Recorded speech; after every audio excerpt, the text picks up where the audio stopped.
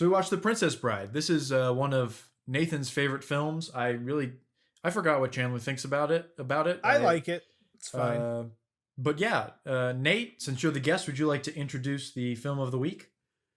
Oh, sure.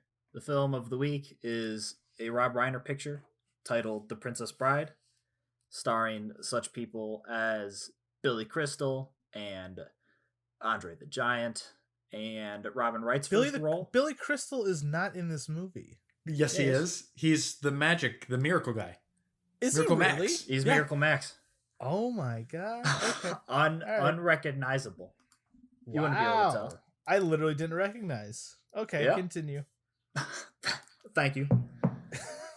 I was pretty much done. Started some great actors. Fred Savage. Robin Wright. Fred Savage is in there. Peter Falk is the grandpa. Is great. Peter Falk. Christopher Guest. There's a lot of good people in this film.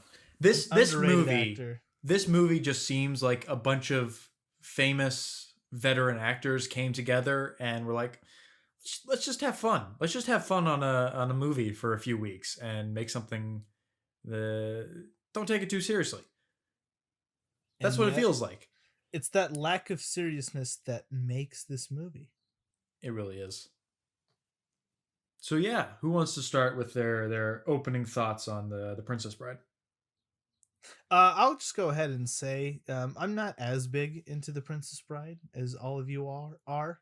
I do like it a lot, but I will say that despite this not being one of my favorite movies, I can't necessarily say that there is a better sick day movie.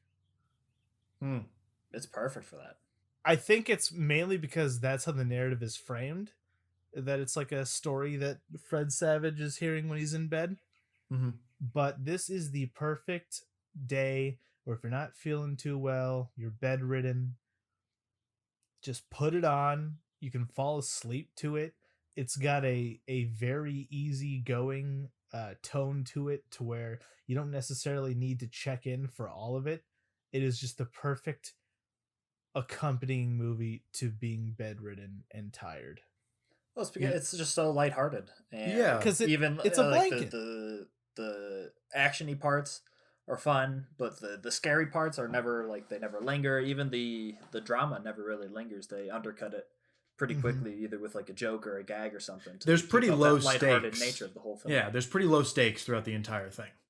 No one's really. I wouldn't even say low peril. stakes, because the torture parts in the end are surprisingly scary. Yeah, it's interesting because I think all three of us have at least watched it more than twice at this point. 3 times. And I own the Criterion. Yeah, and it's a great Criterion. It's a great Criterion. For the three of us watching it now, whereas Chandler not watching it today. I did not watch it this week, unfortunately. But we all are extremely familiar with the narrative. So it literally could be like background noise, and we could fill in the images ourselves. Yeah. Essentially at this point, because it's simple, it's nothing too flashy, but it's memorable. Right? It's up there for me with along those lines with like Star Wars and Caddyshack, to where I can, in the background, I could just hear the lines and I could visualize exactly like where it is in the story and whatnot. Right. But for me, I'm at no point during my watch of this film was I like, oh, what's going to happen? I literally the main character dies at one point, and at no point are you worried that something is like, there's not going to be a happy ending at the end. Yeah. This isn't Parasite levels of tension going on here. Well, yeah, that's the thing, is this movie is similar to Grand Budapest in the sense that it is framed as a story. And I think that is what, I'm not going to say excuses, but accentuates a lot of the more like theatrical stage production type production design. Like that entire cliffside sequence where it's a sword battle. It's the cliffs of insanity. It looks insanely fake, but the fact that it's all framed as this storybook, story time type story is it just makes it work so well. The whole ship, like the part where they're on the ships and they're in the water, I think of, whenever I see that, I think like, wow, that must be like the largest indoor water pool soundstage. Oh yes. Like I never get the feeling they're actually in an No, no, ocean, no, no, no. and clearly so. But it's like we did with my capstone film Dreamcatchers, where we were in a room and we just made sure that the room was big enough so that the edges were dark, Mhm. Yeah. so you didn't know where it ended. And that's exactly what I feel like they did there, where they just, they lit the center of it and left the walls, the edges of the sound stage go into darkness, and then you can't really Certainly. be 100% sure where like the end of it is, but they're pretty clearly in a stage or some kind Yeah, of but and I constructed love environment. that Yeah. because it's such a theatrical movie and Oh, certainly. a very quotable movie. Oh, the hits Let's just just get don't that stop. right out the gate. They just don't. It's really they have that literary way of speaking, Mhm. especially Wallace Shawn, who Oh my god, I love Wallace Shawn is in this. kind of one of the greatest villains in movie history. I'm gonna say it. He's not like the most adept or the most terrifying, but he has that smugness that you kind of need to hate. Yeah, that And I love arrogance. Wallace Shawn as Oh, an he's actor. fantastic. If there's He's one, great. if I have one issue with the film, it's that Wallace Shawn is only in it for a third of the film. Yeah. Mm-hmm. I don't even remember who the main villain is. Prince Oh, Humperdinck. it's the king. Prince That's Humperdinck, right. technically. That's right. No, That's not right. the king. It's Prince. The prince, yeah. Yeah. The prince. Every The every king's time that old senile man, and I love Yeah. him so much. every The time I fu- watch the film, I get like, I think when I was younger and I watched it, I was like, oh, Prince Humperdinck, he's just the king. I never Mhm. noticed the king in the background of the film because he's really like not even Yeah. there for most of it. Yeah. He has a great line though. After she kisses him on the cheek and says, "You've always been so nice to me. I'm gonna go kill myself." And he says, "Oh, won't that be nice?" She kissed me. That cracks me up. It's just such a beautifully simple story. Everything about it, the look, the performance, the actual narrative, it's just so simple, quintessential fantasy. Nothing crazy or flashy because it doesn't need to be. Oh. And what's great, like every actor takes it seriously too. They Yeah. all buy into the story and commit to their roles, and it works It's- very well. Who is the swordsman? Why am I forgetting his name? Inigo Montoya, Yeah, who what actor is that? Because he is he's another. by like whenever he says in the let me just get out of the way before I forget, the sword fight between him and Wesley is one of my favorite sword fights in all of cinema. It's so much. Oh fun. yeah. And I am It's someone great. who loves like my samurai films and Star Wars, so sword fights are like my shit. But there's just the banter's perfect, and the way Inigo says, like, just whispers, "I am Inigo Montoya." The way he, like, that line, it's become iconic for that reason. It Like, has. it's perfect line delivery if I've ever seen it. It's because it's a great internal and external conflict going on seamlessly. It is a banter scene just as much as it is a sword fight. A literary and physical sword fight. Mm. And both of the actors they did all of that, so they learned how to fight both left-handed and right-handed, and did the whole thing. Well, good for except them. except for the jumps, where it's very Yeah. clearly a different person in a wig. Yes. Very clearly. Very clearly. This is there is a sort of there's an elegance to fencing over all sword fights, and I it's like the only movie that I can recall that makes fencing look as cool as it is. So to move the conversation again, I would ask each one of you, when was the first time you watched it? Like, what age were you when you first saw The Princess Bride? I was 7 or 8, because in my elementary school, whenever there was either a rainy day or a heat advisory day, because I'm from Arizona, Of course. they would, instead of having recess, they would put us all in the library and screen a movie. And one of the movies that was screened was this one. And even as an 8-year-old, I had a bunch of my friends in elementary school, because you're 8 Bunch years of old delinquents, and yep. it's you don't want to watch a girly movie, No, of course and not. they were like, "Oh, this movie's great." I Yeah. think that's why it's so renowned, is because it has something for both little boys and little girls. And you can even see that in the actual narrative because the kid's like, oh, they're kissing. It's built in. Ew. Yeah. Yeah. So Nate, what's your history? Couldn't even tell you when I first saw it. It's just always been a part of me. Yeah, I think that's probably would be my answer too. I think I probably saw it a little later than most people did. I know it's one of my mom's favorite movies, so she started showing it to me early. Oh well, your mom has good taste. Yeah. Well, yeah. At least concerning She's the a Princess great mom. Bride. I love my mom. She's amazing. Yes, Um, concerning the Princess Bride. Yeah, Very but much. so one of the things is like we've all watched it when we were younger, and one of the really weird things about Princess Bride, at least for me, is that it has actors that I like they kind of disappeared in my life for a while, and then I saw them many years later as I got into film, and then I didn't make the connection between them and the Princess Bride, like Robin Wright, Interesting.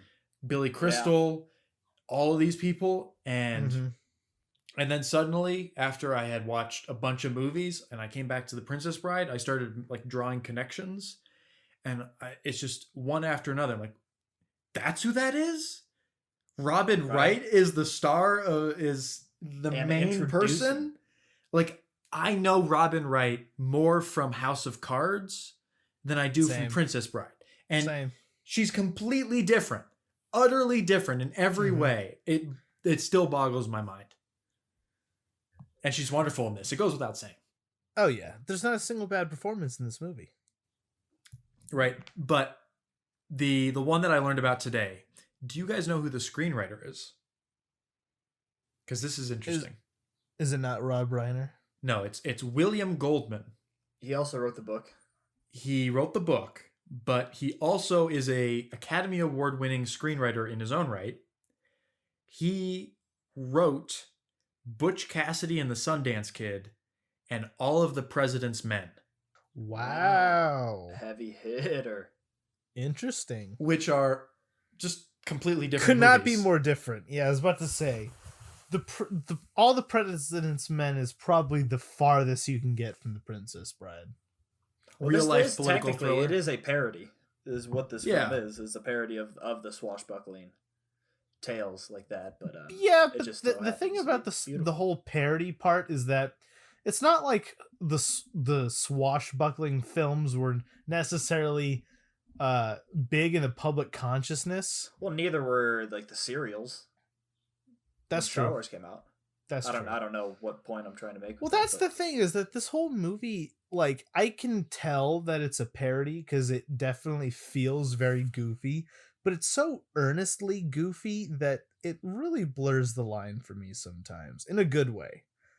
It's kind of like Yeah. the whole idea of this movie. I think a lot of the genius of the framing device is that a lot of the tension comes not just from the actual stakes of the story, but the sort of intermittent, like, real world stuff where the grandpa is like not telling. They get into little arguments where the kid's like, oh, tell me what's next, where you're kind of also feeling the same way. Just shut up, old man, and continue with the story.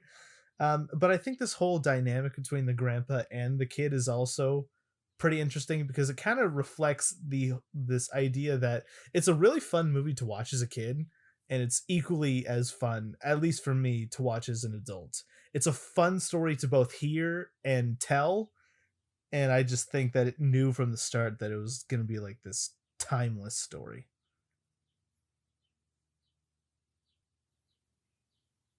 Nate, do you have anything? I have plenty of stuff. I have notes to the end of time. I have. I just wanted to see how long that. Do we want silence to? would Do you ride want out. to try just? Let's just quote the film for the rest of the podcast. I that would be can. the I only- was gonna let Chandler have his moment in the sun, and then I was. That's gonna it. Really I don't start geeking out know a about lot it. of the quotes. I don't know a lot of the quotes. So you can go. First of ahead. all, I just wanted to say, of all these, wait a second. First of all, I just wanted to say, of all these performances, obviously they're all fantastic. The one that I noticed the most on this view was Christopher Guest as the Six-Fingered Man. He's like yeah. he's like genuinely kind of scary at some Yeah. points. Probably the But he's only also character hilarious. who has like actual seriousness to him. Mhm. Yeah, he's like dead serious. I love in that scene, the machine. He says at one point, he said, "I just sucked 1 year of your life. I hope it someday to go as high as 5, but I don't know what that'll do to you." The machine goes up to 50. If he's like hoping to go up to 5, it's made to 50. I thought it was pretty funny. And then when he pushes it all the way up to 50, he's like stands up and shouts like horrified, "Not to 50!"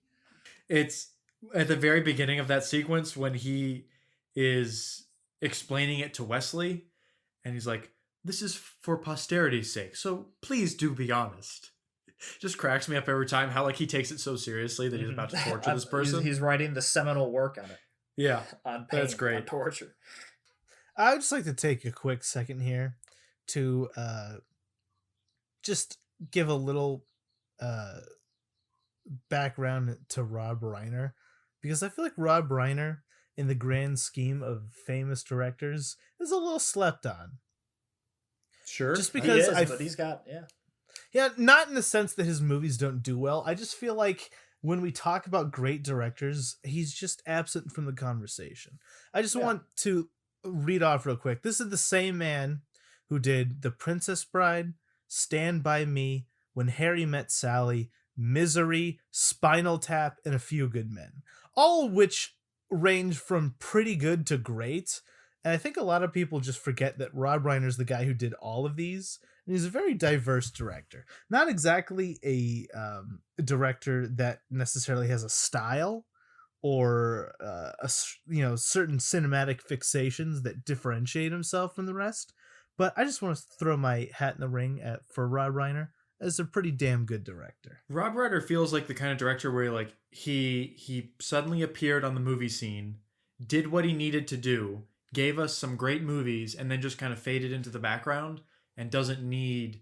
Well, it wasn't necessarily a fade so much as a fall from grace. What happened? I don't really know all that much. And then, He has made some shit.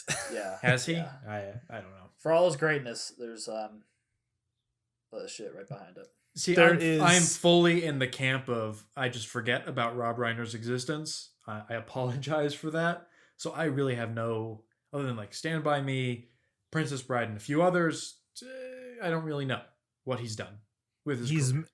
I think the last movie he made was an LBJ biopic starring Woody Harrelson that came out the same year the LBJ movie with Bryan Cranston came out. I think that is the last thing that he did. Oh no! So he's still around. He's still working. Well, he's also a pretty decent actor because he was in The Wolf of Wall Street. He was? Yeah, that's right. Yeah, he's Jordan Belfort's dad. Oh shit! He's in a few TV shows. Yeah, New Girl is a show I really like that he's in. Plays Zoe Deschanel's dad. He's just like the stereotypical like dad. He really is though. Older dad.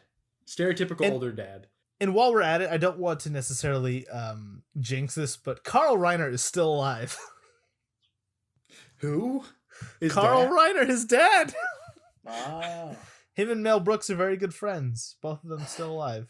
I see, Yeah, yes. Mel Brooks. I'm just waiting for the coronavirus to take Carl Reiner, and I'm going to feel like an asshole. Well, this podcast is delayed by 2 weeks, so... Okay, so we can cut it. Yeah. But don't. Okay. I want to publicly have it out there that I cosmically caused Carl Reiner to die. No, so I'm sorry. I'm looking at Rob Reiner's filmography, and I see A Few Good Men, and then I don't recognize anything. And he's done at least 10 movies after Spinal that. Tap? Spinal Tap was before that. That was his first film. Okay. Yeah. Well, I've seen the Bucket List movie with Jack Nicholson and Morgan Freeman. I thought that was okay. But not great. Well, to get back on topic a little bit. Yeah, but that's not what one of the things I've always known is a good thing about The Princess Bride, and I've never put into words, is the fact that it gets the romance of the film out of the way in the first 5 minutes of the movie. It's literally there. I think there's 3 exchanges between Wesley and Buttercup, and that's it. That's all you need. And there's also just a palpable sexual tension in the beginning There really is. of the film. Yeah. That you really you can't notice as a kid.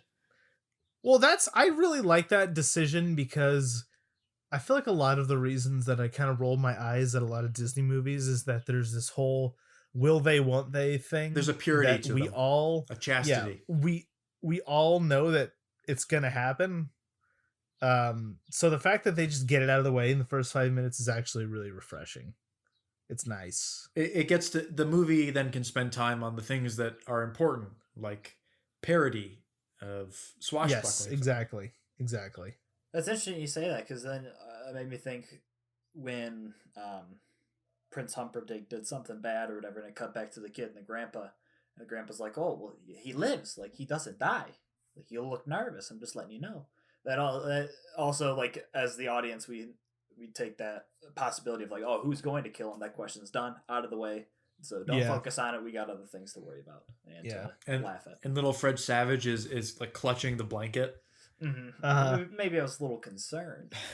See, I like the way that this movie cuts back and forth between fantasy and reality. It never feels like a cop out. Is this a kissing book? No. I also love the grandpa. Oh, your vote of confidence is overwhelming. The grandpa's great. Peter Falk's fantastic. And then at the end when he stands up, he's like, all right. Touching around, okay. All right, okay.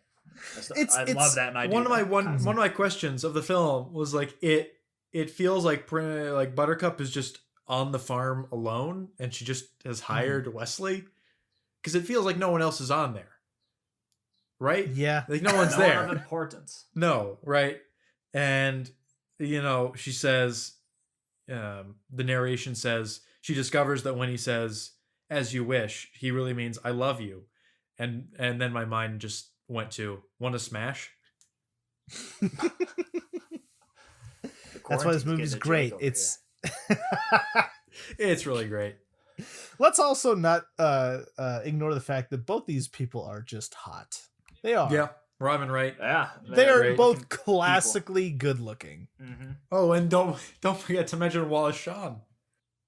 Oh well, the man's beautiful. Okay, so just to end it, can we each go forth and say our favorite scenes? Considering I'm the odd one out, I'll just go ahead and be the normie here and say I love the poison cup scene. A classic scene. Because it is a classic scene. Great. It's classic for a reason. Mm-hmm. And it's the most Wallace Shawn of the Wallace Shawn scenes. Wait till I get going. Yeah, he was just given like free reign to run in the scene. Mm-hmm. They knew Wallace how Shawn, do your thing. And he's they understood how grating Wallace Shawn was, and they just let him run with it. Plato, same thing with Aristotle, Billy Crystal, Socrates, morons. Just let him run. Just let him run. All right, Nathan, what's your favorite scene? The sword fighting one's pretty good. Mm-hmm. I like the little interaction that they have beforehand. Mm-hmm. Where he's like, "Oh, I guess you'll just have to wait." I hate waiting. And one of my favorite little back and forths is he's like, "I'll give you my word as a Spaniard." I said, "No good. I too many bad Spaniards. Anything I can do doesn't look like it." He says, "I swear on the soul of my dead father, you'll reach the top alive. Hard cut. Throw me the rope." I love that. That little. But is that your favorite scene?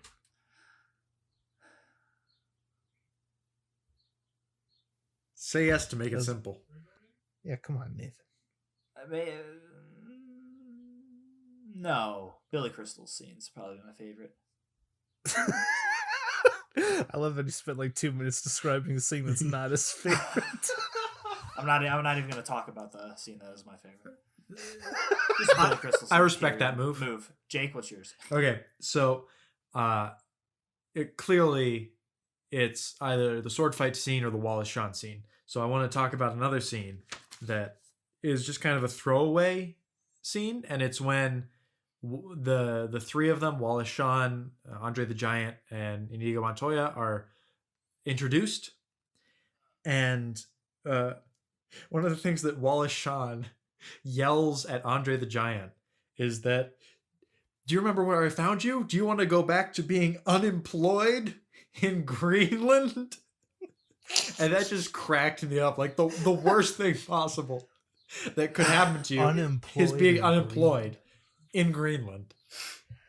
Can I just point out the fact that I asked you guys what your favorite scenes were, and both of you just said a scene that wasn't your favorite? Let me. Both of you explain what are you scenes getting that at? Yeah, I don't know what you're. Hey, I told you my favorite scenes. you did, and so did Nate. Well, that's not But what I described. I have one more line. No, I got many lines. Go for it. Well, one more underappreciated line. In the beginning, obviously, there's this whole thing how Andre the Giant is rhyming, right? And so Wallace Shawn says, "No more rhymes now. I mean it." And then Andre the Giant says, "Does anyone want a peanut?" And it just cracks me up because it's a rhyme, and you would never notice it unless you were like actively paying attention. So, Oh, there is a certain line delivery that Nathan told me about a long time ago, and now I can't remember what it is, and now I'm sad. I'll have to sift through months of text messages just to see. Well, I'm gonna bring up one that I like a lot. What is this it? Might be it. Is when this is one of my favorites. Is when they just revive or they just give the pill to Wesley and he wakes up. He says, "Where am I? Like, I'll take you both together."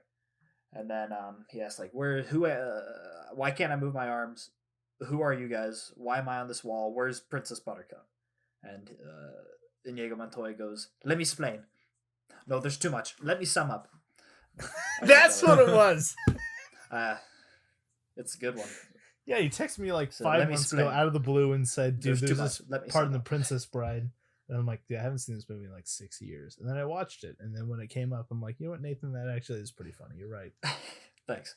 Yeah. a lot of the lines Add are to the just scoreboard. kind of dumb, but then the line delivery makes them perfect. Mm-hmm. Yeah. It's this whole movie. Yeah. This whole movie shouldn't work on paper. It really I love it when doesn't. Andre the Giant's carrying all of them up the rope, and Wallace Shawn's like, "I guess I'll just have to fire you and find a new giant." And you hear Andre go, "No, don't say that, Vicini."